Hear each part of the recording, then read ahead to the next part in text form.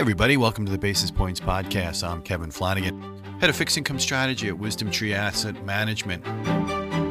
It's Fed Watch Day and we are still waiting for the Fed to make any kind of move. And once again, the FOMC decided to keep rates unchanged, leaving the Fed funds trading range at 4.25%, 4.5%. So that means the level for overnight money is still 100 basis points below last year's peak reading. And the decision to keep Fed funds at this current level came as little surprise. The Fed just appears to be sitting back and waiting to see how the economic and inflation landscape unfolds, given the uncertainties that have arisen emanating from tariff-related developments. So, needless to say, it's not just the Fed, but also the markets that are both in wait-and-see mode. And Powell & Company, they've been consistently expressing their opinion that the uncertainty surrounding topics such as tariffs, and to a lesser extent the federal government cost-cutting, had placed a cloud of sorts over the economic and inflation outlooks going forward.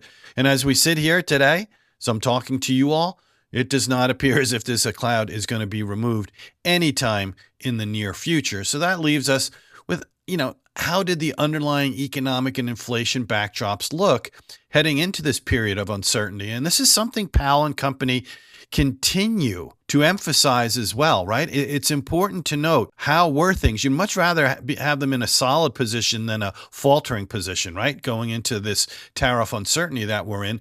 And investors just received their first glimpse of Q1 activity where real GDP fell by, a modest 0.3%, but it was the first contraction since 2022. But the lion's share of this negative result was due to a 41% surge in imports. That's a negative contributor in the GDP calculation process, and this was no doubt a front-running ahead of tariffs that will more than likely not be repeated. In fact, real final sales to private domestic purchasers, that's the underlying current of the economy, and it excludes trade, inventories, and government spending, that actually rose by a pretty healthy 3%. So that brings us to more recent data. More importantly, the data that contained post-Liberation Day potential early effects. And that's the Fed's challenging task, is to sift through this new data to determine what, if any, effect the tariff news is having on the broader economy.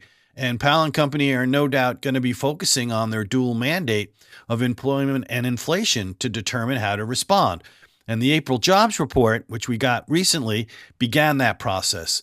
And the results continued to show a resilient labor market setting. So post-Liberation Day, Fed guidance has really been emphasizing that the economy and labor market setting is fine. That allows the Fed to take a deliberate approach to monetary policy. In other words, the theme remains the same. And what is that? The voting members are data dependent and they can let the data come to them. And don't forget QT, quantitative tightening.